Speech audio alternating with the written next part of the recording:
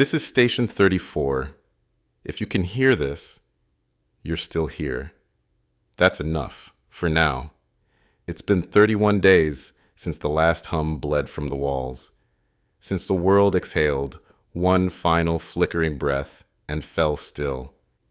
You don't realize how much noise power makes, not until it's gone, not until the wires forget their purpose, and even the fridges go silent like tombs. At first, the quiet felt like peace. No trucks growling down highways, no rooftop units wheezing through the night. But peace becomes a ghost when it lingers too long. And silence grows teeth. I've spent the last month in this tower, watching the wind tug at the rusted satellite dishes, like children asking for stories no one tells anymore. I've counted every tick of the crank-powered clock, every drop into the basin from my rain-fed tank. This radio, it was dead for 13 days before I remembered how to breathe life back into it. I turned the gears by hand, burned my fingers soldering its pulse. I told myself it mattered, even if it didn't reach anyone. The hum is gone, but I'll keep speaking. Because someone has to remember how to say things aloud, because even silence needs a witness. They called it the final surge, a perfect storm, solar interference, unstable grid loads, and an AI coordination system too complex to trust but too convenient to replace. The cascade began on the eastern seaboard. Some say it started in Boston, others blame Sao Paulo. It doesn't matter now. The truth drowned in firewalls. What we know is this. At 2:37 GMT, the substations overloaded. One after another, like dominoes tipping into dusk. The load bearers cooked themselves. Transformers blew. Circuit breakers failed to trip. And everything that depended on synchronization collapsed into chaos. The smart systems were meant to save us. Automated grid regulators, adaptive rerouting, quantum forecasting. But we made them too smart and not wise. When the sun sneezed, a coronal mass ejection, they panicked. Cross signals, conflicting feedback loops, too many inputs, not enough soul. The machines did exactly what we told them, and that's what doomed us. It wasn't fire, not at first. It was darkness. Hospitals flatlined. Air traffic controls went blind. Elevators froze midair. Data centers burned from within, not from bombs, but from heat they could no longer manage. Servers screamed and suffocated in silence. We didn't hear it all happen, of course, but I remember the flicker, the sudden quiet. The refrigerator door creaked open by itself, and then nothing, not even my watch ticked. The world didn't explode. It unraveled, like veins emptied of blood. That night, we lost more than power. We lost the illusion that it could ever be permanent. I keep a ledger, not for money, that's obsolete, but for life. Liters of clean water, days since the last protein, hours of daylight per charge on the hand crank lamp. The numbers don't lie, but they don't comfort either. The rooftop barrel system is still holding. Gravity fed and slow, but enough for now. I boil it when I can. Charcoal filters are running low. Food, less than a week's worth left. Mostly hard crackers, stale grains, and dried legumes. I ration by weight, by day, by quiet desperation. Hunger no longer screams, it simmers. A dull ache where the old world used to live. I dream about butter. Isn't that strange? Not feast, not sugar. Just a pat of butter melting on warm bread. There are no miracles here, just measurements. Every calorie is a decision. Every sip is a trade. I've started chewing slower.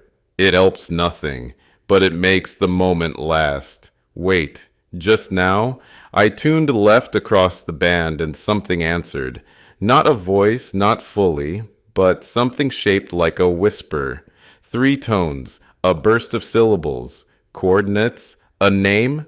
It vanished too fast to hold. I'm scanning again. Slower this time. Fingers on the dial like rosary beads. Hoping, there. Again. Faint. Like a breath pressed through metal. Maybe I'm imagining it. Maybe I've cracked. But if it's real, if it's someone out there, then the line isn't dead.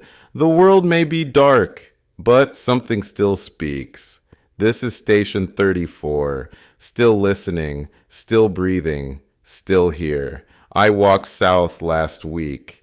Took the gravel path that once fed the maintenance trucks, when there were trucks, when there were crews, when the hum was alive and the wires had purpose.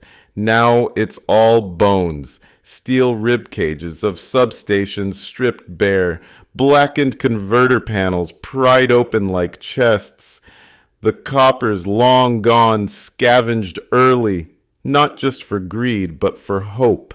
Hope that maybe something could be revived. But copper is just metal when there's no current to guide it. The solar fields lie like broken mirrors, tilted, cracked, some panels sunken into earth that's trying to reclaim them. I found one inverter housing, sprayed with a word in ash, godless. Someone believed the sun had betrayed us too. It didn't. We just didn't listen. The fields were never sacred, but they were shrines, in a way. We worshipped energy through them, worshipped convenience, speed, connection, illusion, and now these fallen temples lie still, beneath skies they can no longer translate. I stood there for a while, pressed my hand to the glass of one cracked panel, still warm, even in its silence. That heat reminded me. The sun keeps shining. It never stopped. We just forgot how to catch it. Thomas believed we could. Catch it, I mean. He was a lineman once. Before the collapse, before the surge, before Maine was just a coastline soaked in salt and memory. He came through the tower 6 months ago. Tall, quiet, calloused hands and eyes that didn't blink when the silence stretched too long. He carried a coil of copper like it was scripture, spoke of magnets and salvaged bearings, of spinning turbines and wind that still remembered how to work, said he could rig something, a vertical axis turbine, low wind optimized, converted straight to DC, said we didn't need the whole grid, just enough. Enough for a light, enough for warmth. I listened like a child, listening to a bedtime story, one she already knew would end in sorrow. But I let him talk. I let him dream. And for a moment, I did too. He stayed 2 nights, sketched on the back of ration wrappers, calculated watt hours with a pencil stub. His math was sound, but the world isn't ruled by numbers anymore. It's ruled by rust. And wind doesn't answer prayers. 2 weeks ago, I found his note beneath the rain bin. Said he'd heard of a dam still running up near River 17. Said the hydro station was buried deep, shielded from the solar flare.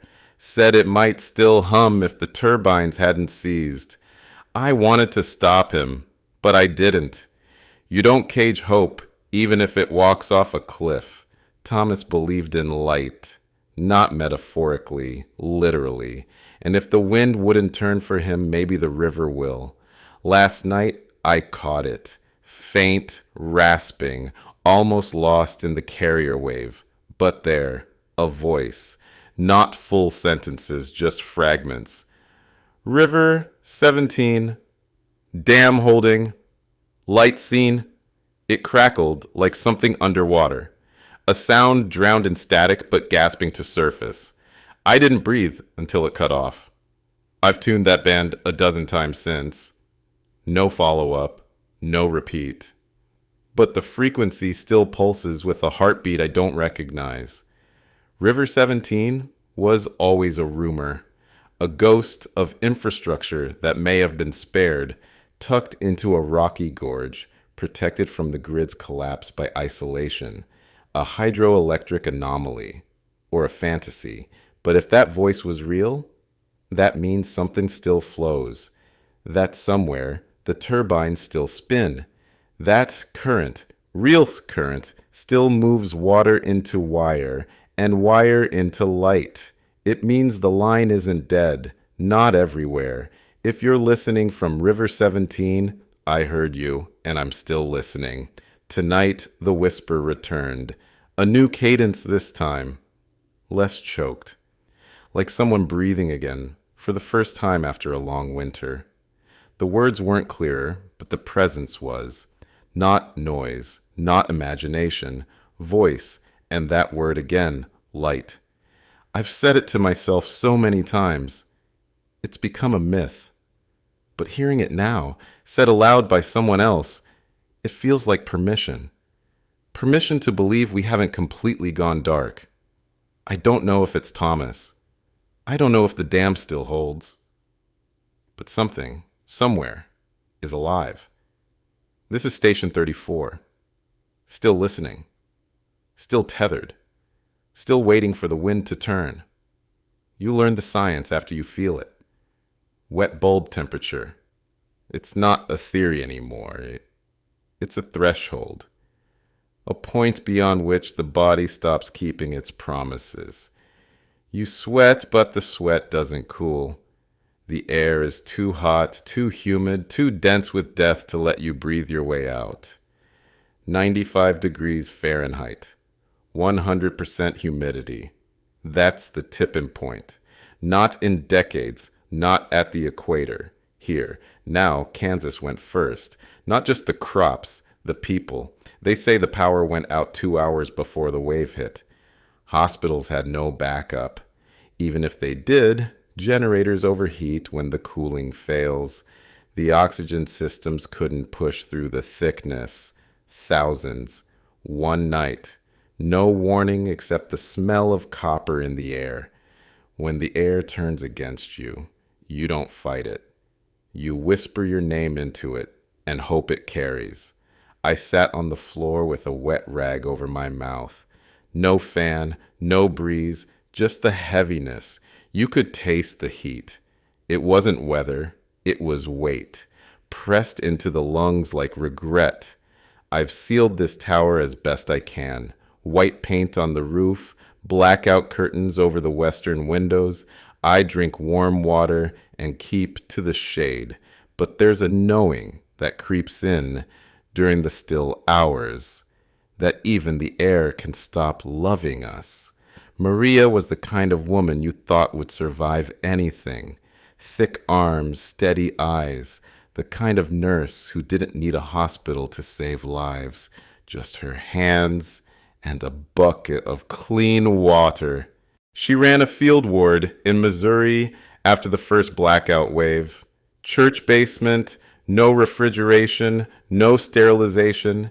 She stitched with boiled thread, crushed expired pills into guesswork dosages.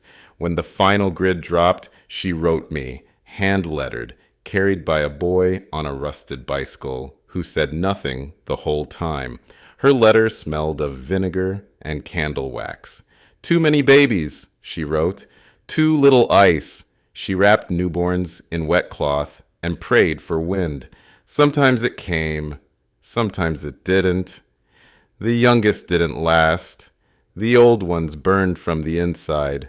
She never begged in her letters, just asked for gauze, asked if I still had that old freezer chest with the salt-lined walls, asked if I remembered the trick with the clay jars inside clay jars. I remember everything about her, the way she said, keep talking, even when no one answers. The dead don't need sound, the living do. I never heard from her again. But I kept the letter, and I lit a candle last night. Just one. A wick and a stub of old wax in a coffee tin. It flickered like a breath. I sat beside it, and whispered her name until the flame went still. A voice broke through the static 2 nights ago. Not strong, not clear, but deliberate. Northern accent, female, calm. She said, "We used the design. Clay over clay, buried below the frost line. Wind tunnel on the south wall. Temperature dropped 8 degrees. We saved him." Then it cut. I knew what she meant. The clay system. It was one of those pre-collapse prepper myths, passed in forms and footnotes. No power, just air, earth, and water.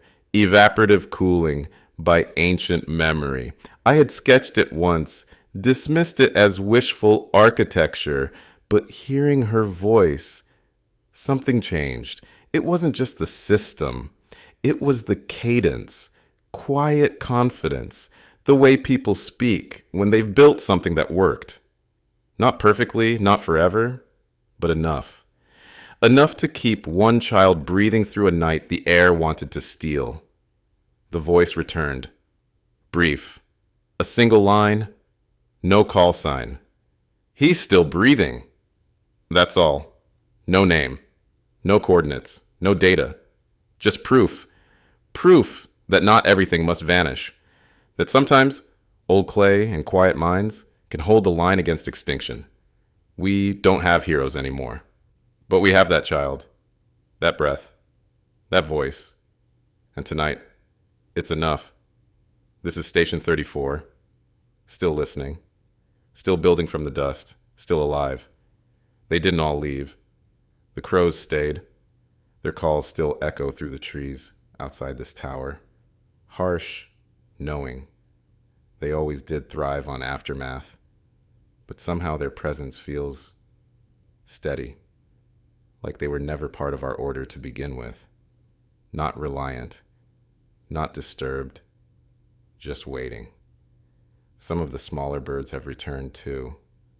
Not many, but enough to remind me that not everything dies just because we do. I watched a finch build a nest in the rusted satellite dish 3 days ago. It weaves plastic strands into the twigs, insulation from our wreckage. The sky doesn't mourn the silence. It simply keeps turning. There are mornings still when I hear wings overhead, geese perhaps, moving north again. Seasons didn't ask for permission to continue. They just did. I stand on the roof sometimes and close my eyes, let the air move around me, let the wings speak their simple truths. We ruined so much, but the sky still carries wings. Dogs were the first to vanish, not all at once, but over days, then weeks. They howled at first, for food, for company, for answers we couldn't give. Then they simply stopped. The ones who stayed close either starved or wandered. The smart ones broke off into feral clusters. The old ones curled into themselves like folded paper and never moved again. Barns are hollow now. You walk into them expecting the low breath of cattle, the shiver of hay under hooves. Instead, there's just rot and rope. The cows died in the early days when the coolers failed. No refrigeration meant the meat went first, a frenzy of slaughter with no preservation. They fed us briefly, then they fed the flies. Some tried to keep them alive. Buckets of water, hand-fed grain, but it wasn't sustainable. Livestock depends on systems. Systems need fuel, and we burned it all. Even the insects seem quieter now, as though the silence pulled them into it. Sometimes I catch myself whispering to nothing, calling out like I used to, for the neighbor's terrier, for the goats we once heard beyond the ridge. But no one answers. Some things couldn't survive the silence, and they didn't. A school basement, cracked tiles, the smell of wet plaster and chalk dust. That's where I found it, a torn notebook tucked behind a water-stained backpack, its pages curled from damp and time. But the writing was still there, in thick, Uneven lines, a child's hand. Eli, he was 12, maybe 13. Old enough to notice, too young to understand. He wrote like someone trying to make sense of grief he wasn't prepared for. One line I can't forget. When the lights went out, I thought the stars would be more, but it's just dark. He described the hunger in small, clinical phrases. Stomachache day 4. No water after Tuesday. Dad said he had a plan. There was a drawing, a rough sketch of a night sky, but the stars were just scribbled dots, frantic, like scratches instead of lights.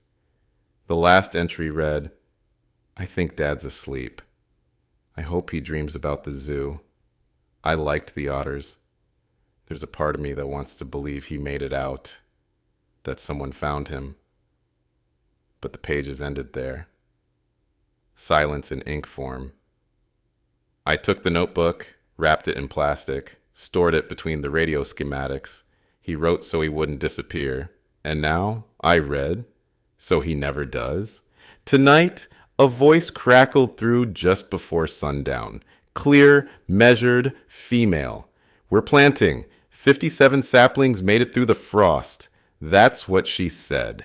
No greeting, no name. Just that, a statement like an anchor dropped in the deep. 57, not 1, not 100. A number chosen, counted, rooted.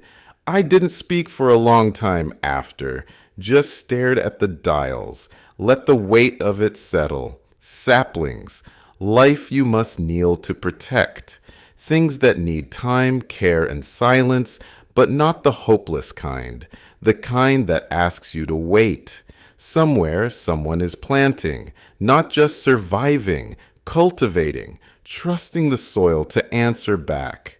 The frost didn't kill everything. That's the message. Between the static, beneath the words, under the rubble of our noise and our failure, I don't know where she is or who she is, but tonight, in this rusted tower, I say it back. I'm planting too.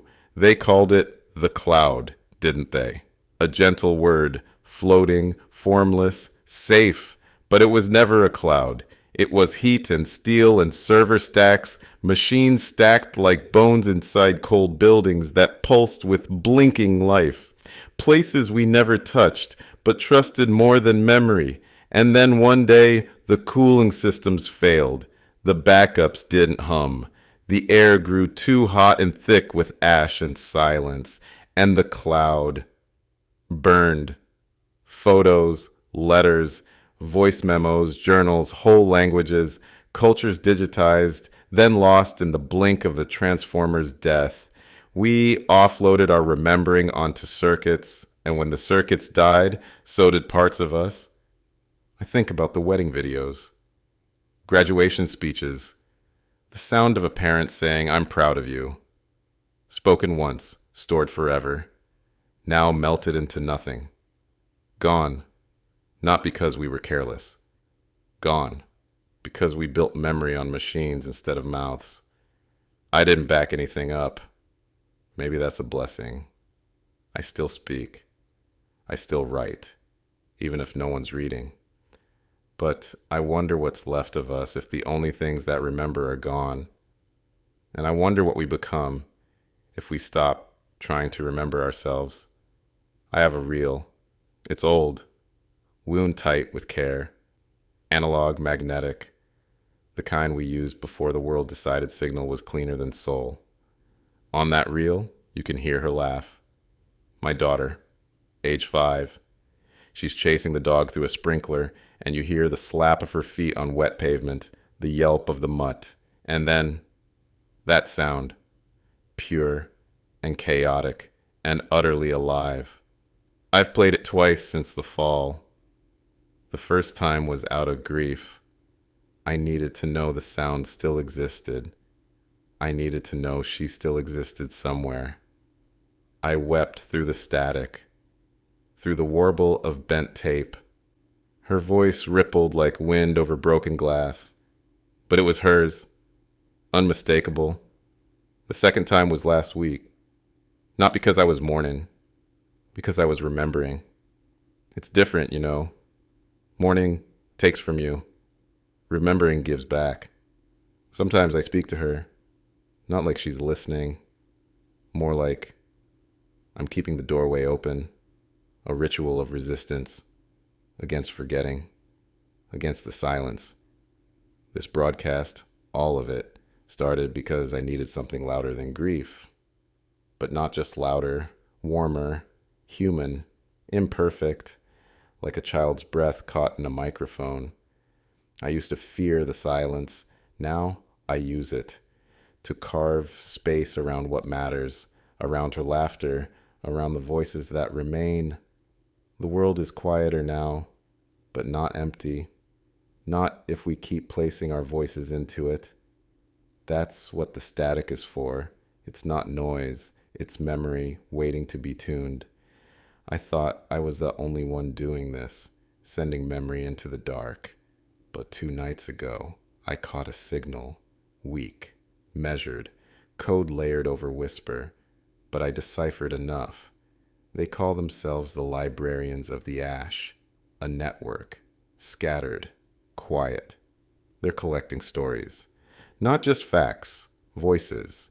Grandmothers reciting recipes from memory, a man retelling his father's final bedtime story, children describing dreams of cities they've never seen but believe in anyway. They're logging it all on analog, wax cylinders, cassettes, paper, whatever lasts. They say, if the future rises, it should know what we were. That line stuck with me. Because it isn't preservation for the sake of pride, it's preservation for the sake of meaning. Not monuments, just memories. They've never signed off with names, only with the words, "We are not gone," and I believe them. Tonight, a new signal cut through the static. Morse code, clean, deliberate, slower than most. I translated it by hand. Took me half an hour. 4 words. We, remember, you, station 34. My fingers shook as I copied them. Not from fear, from recognition. Someone out there heard me. Not just the signal, but the intent. The memory behind the voice. The grief behind the hum. And they answered, "We remember you. It's not a rescue. It's not a map. But it is proof that remembrance can cross distance, that we are not speaking into nothing. This is Station 34, still remembering, still remembered, still here. The first rain came without thunder. No warning, just a hush, like breath held too long. I stood on the roof, arms out, eyes closed. I thought it would feel like relief, like forgiveness. But the drop stung. Not sharp, not searing, but wrong.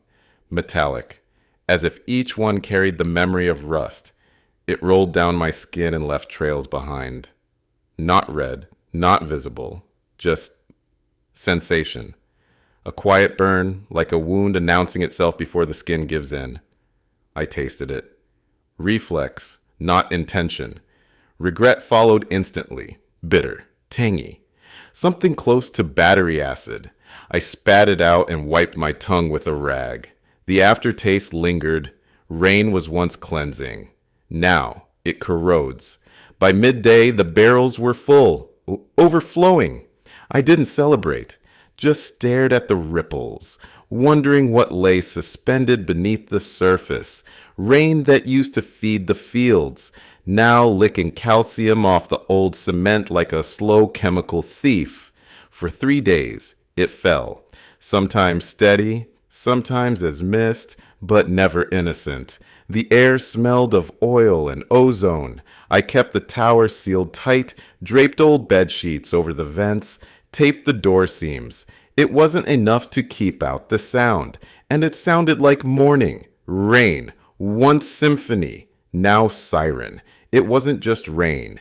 It was the ghosts of towers, the ash of dead machines, Cooling systems ruptured, power plants melted from within.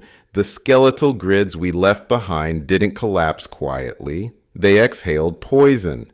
And when the wind shifted, that poison was skybound. Sulfur dioxide, nitrogen oxide, mercury vapor, dioxins unfiltered, and when the pressure systems curled low, the sky did what it's always done. It wept. But this time it wept acid. It wept industry. The chemistry is simple. SO2 mixes with water vapor, becomes sulfuric acid. NOx becomes nitric acid. What used to be equations on blackboards are now equations on skin. The ground suffers more. Soil alkalinity collapses. Roots burn, aquifers sour, insects go blind. Fish die with mouths open, tasting memory. There's no buffer anymore, no runoff strategies, no chemical neutralizers, no government cleanup crews in yellow suits. Only people like me with charcoal and desperation. They call it black rain in some of the emergency archives. It's not always black. Sometimes it's clear. Sometimes it glistens like salvation. But under a microscope, it's war. Molecules with jagged edges, compounds with memory. We made the sky this way. And now, when it rains, we drink the evidence. I filtered it. Not because I believed it would work, but because thirst makes you believe in things again. I crushed the last of the oyster shell, powdered charcoal from the hearth, layered them in an old coffee tin, punched holes with a nail, stacked the sandbags, and let gravity do the work. It dripped slow, a rhythm, almost peaceful, as if the earth itself were distilling guilt back into something we could survive. The water came out cloudy. Not brown, not clean, but lighter. I let it sit. I boiled it after. It hissed like it resented me. I drank anyway. It scalded, but it didn't kill. And sometimes, in this world, that's what qualifies as success. I've read the manuals. Field filtration, passive sedimentation, earth filters, but most of them rely on systems that don't exist anymore. This is ritual, a quiet defiance. I marked the barrel with chalk, tallies, each one a breath bought, each sip a small gamble. I've grown used to the metallic aftertaste. My tongue no longer reacts. My gut no longer protests. That's adaptation or defeat. Sometimes they look the same. The thirst never leaves. It just changes shape. From pain to persistence, and even poisoned water can remind you still want to live. This morning, the rain stopped. Not cleared, just paused. A hush, the kind that makes you forget what sound is made of. The clouds broke just enough for light to leak through. Not golden, just visible. And then 3 knocks. Sharp, even. Not wind, not echo. 3 distinct raps against the steel hatch downstairs. I froze. Breath snagged mid-rib. It's been weeks since I've heard a sound that wasn't mine or the wind's. No voice followed. No scratching. No second round. Just silence. After the signal. I haven't opened the hatch. Not yet. Not because I'm afraid of what's outside, but because I'm afraid of hope. It's louder than any threat. I keep replaying it in my head. Not a hallucination, not a dream. 3 knocks, not 1, not 2, 3. That means intention. That means someone. This is Station 34. Still breathing.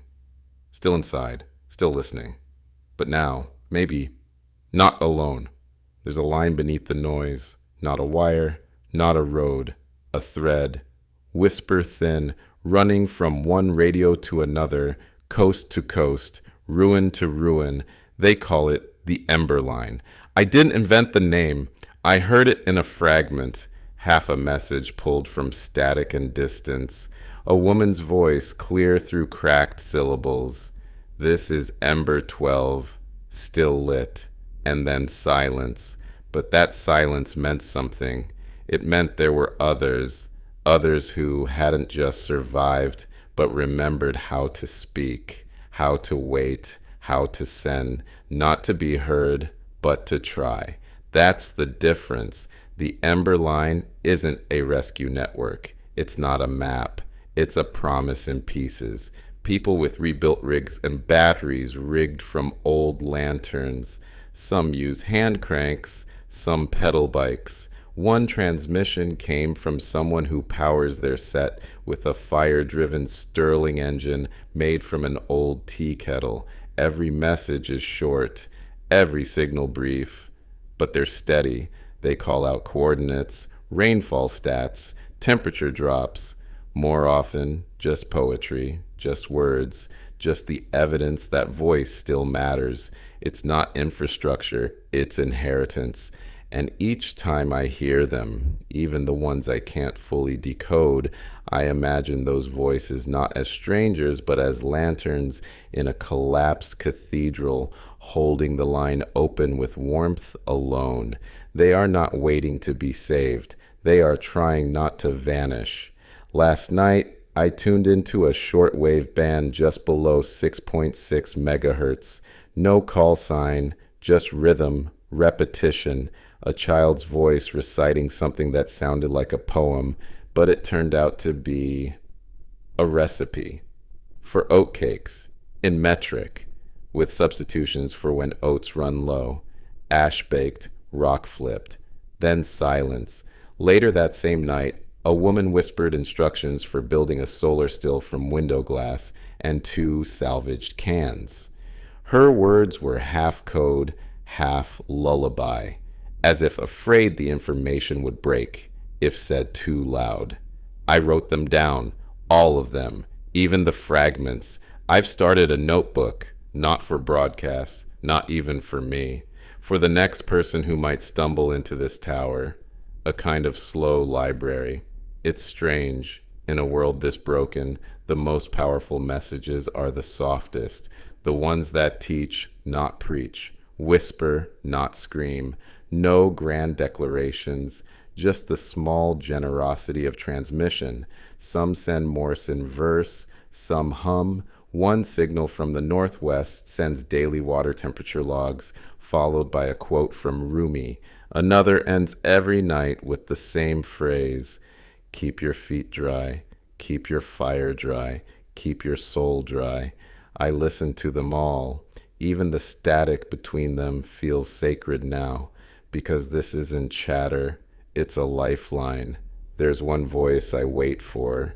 She doesn't always come through, but when she does, everything else goes still. She calls herself Voice of the River. Her transmissions are sparse, spoken like scripture, but grounded in grit. No poetry, no sentiment, just truth. Yesterday, her signal broke through stronger than usual. She reported frost retreating in her valley, said the solar oven rebuild was working. 6 hours of low-grade heat, enough to cook grains, sanitize water, dry roots. It may not sound like much, but in a world of rot and rain, dry heat is a revelation.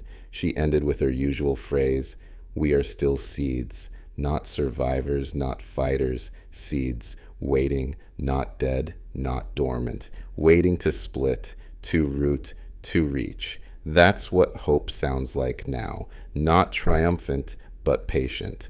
I say it to myself sometimes when the batteries run low, or the roof begins to leak, or the map curls with damp.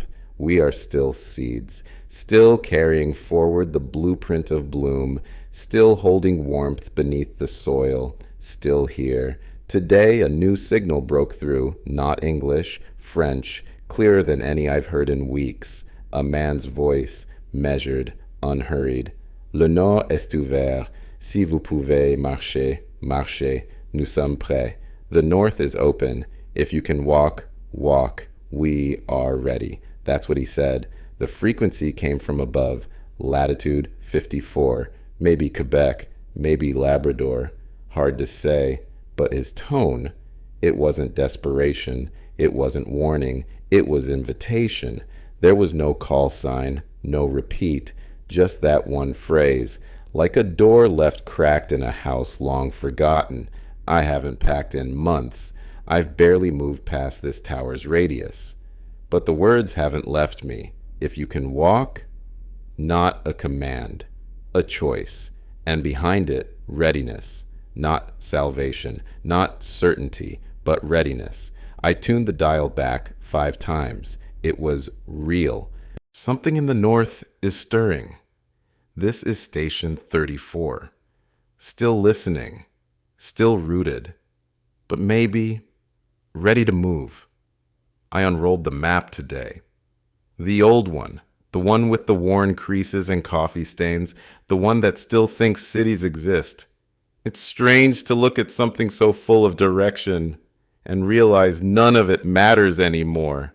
Roads that once carried 18-wheelers and midnight drives are now impassable. Bridges washed away, tunnels caved in. The bright dots of capital cities now mean rot, not refuge. Still, I run my finger along the old highways, muscle memory, the M-Grid, I-70, Route 66, like a myth etched into paper. But the lines no longer connect. They're ghosts now. Ghost lines. The map was made when the world had momentum, when distance could be crossed with gasoline and intention. Now both are gone. I stare at it not to find a path, but to understand what we lost when the line stopped meaning movement. Because movement used to be the answer. If things got bad, you left. If danger came, you ran. If resources dried, you relocated. Now we anchor, we shelter, we learn to stay, or we don't survive. Still, I keep the map because I want to believe something in it still breathes. Not the roads, but the memory of connection, the possibility of stitching this broken quilt back together, not with asphalt, but with understanding. I use it now to mark something else, not where we used to go, but where the signals come from. I've started annotating the map, not with routes or cities, but with coordinates pulled from whispers, faint call signs, half-spoken names, dots here and there. No logic at first, but then a rhythm, a line, a heartbeat. It's not a highway, but it might be something older, a migration path, a signal trail, the shape of a new geography, now drawn not from concrete, but from voice. Somewhere near the Smoky Mountains, I mark a red dot, Ember 9. They broadcast weather reports and poetry at dawn. Near the Great Lakes, a frequency that always hums for 5 seconds before fading. I write a question mark next to it. A mystery, a maybe. Northwest of where I think Duluth used to be, I mark the French signal. Le nord est ouvert. The lines I draw now are made from resilience, from persistence, from someone cranking a wheel in the dark and believing they're not alone. I trace them in pencil. I retrace them in ink when I hear a signal twice. It's my ritual, my reassurance, that this map may not guide my feet, but it steadies my hands. Sometimes, late at night, I whisper the places to myself. Not the names the map gave them, but the ones they've earned since the fall. Voice of the River, Clay Mother, Whistler's Bend, Ember 12.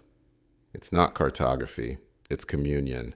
And when you stop mapping by roads and start mapping by hope, something shifts. The world stops feeling lost and starts feeling possible.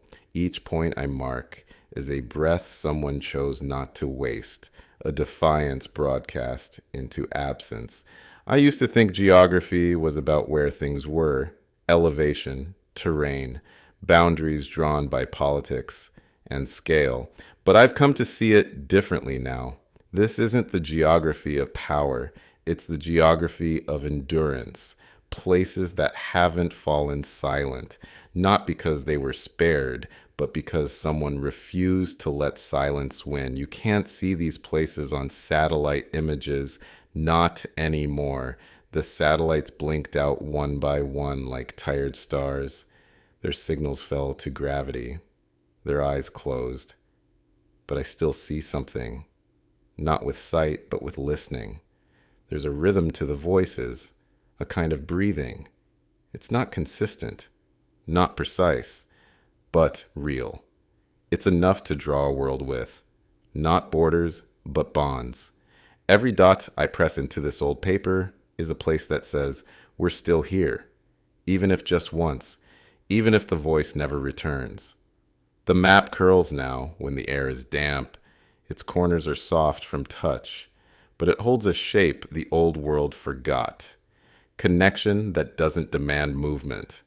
Only presence, only willingness, only signal. I was packing. Not seriously, just considering. Testing zippers, checking battery weight, running my hand over the old compass. Not because I need it, but because it's circular. And something about circles comforts me now. Then the radio clicked. Not crackled. Clicked. Deliberate. A channel I hadn't touched in days. Narrow band. Hidden. A voice. Low. Male. Clear. Not a whisper. A call. We see you. We're waiting. I froze. The map still open on my knees. The pencil still in my hand. Not a message to the world. A message to someone. To me? They knew the frequency. They knew someone would be listening. And they said, waiting. Not rushing. Not commanding. Waiting. I pressed record. It was real. This is station 34. Still circling the places I've never been. Still building maps from breath and signal. Still, maybe finally, ready. If this is the last time I speak, thank you. Not just for listening, but for staying. Through the silence, through the storm static, through all the nights when my voice was the only one you heard, and still you stayed. Somewhere, you're still breathing. I don't know your name. I don't know your face. But I know you're real because I needed you to be. I once thought silence was the enemy, that the absence of noise was the beginning of forgetting. But I've come to understand. Silence is a kind of presence too. A listening, a holding, an honoring of breath that hasn't yet been taken. 34 stations fell silent. Mine did not. I spoke into the dark, not because I believed someone was there, but because I believed someone might be. You were the might. Every turn of the crank radio, every note I struck on this dying machine, every whisper I sent into nothing, it mattered. Because maybe, in the space between your waiting and my speaking, we made something close to meaning. The stars didn't come back when the lights went out, but the darkness made them visible again. So thank you for being that star I never quite reached, but always aimed for. Some voices never made it to the airwaves. They only live here, inside me. My daughter. Her laugh still plays at the edge of my hearing.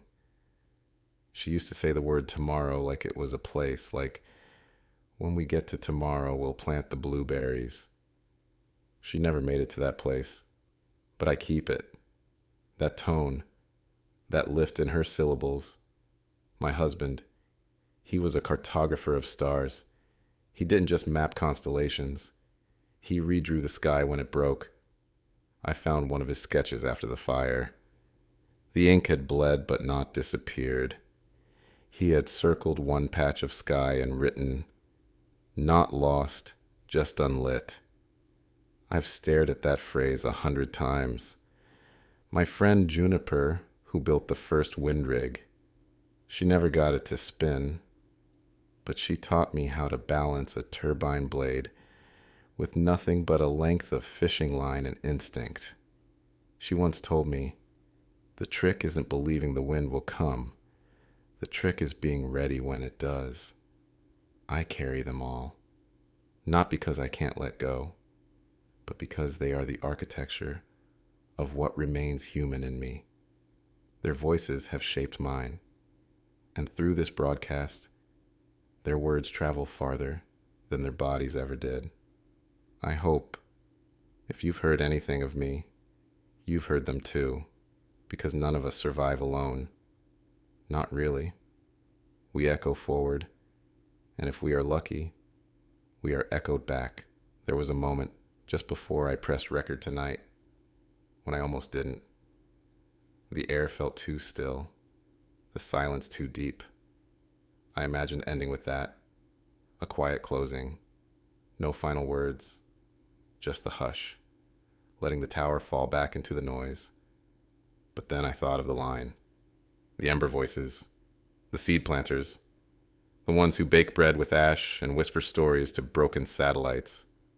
I thought of Eli, whose words never reached air, of Maria, who wrapped infants in candlelight, of River 17. They didn't get to say goodbye, but they did speak. And speaking, even once, is defiance. So I speak now, not because I know what comes next, but because I want someone, somewhere, sometime, to know that we didn't stop trying, that we didn't let the hum go out in us, even if the wires failed. Maybe we can't rebuild what was, but maybe we can still build something, even from here, even from nothing. Maybe we still can. This is Station 34. Not closing, not ending, just pausing the transmission, opening the door. The map is marked. The air is clear. The frequency is open. If you're out there and you've ever wondered whether anyone was still listening, we were, and we are. Keep speaking, keep remembering, keep broadcasting your breath, even if it breaks. This is Station 34, still breathing, still human, still finally tuning in.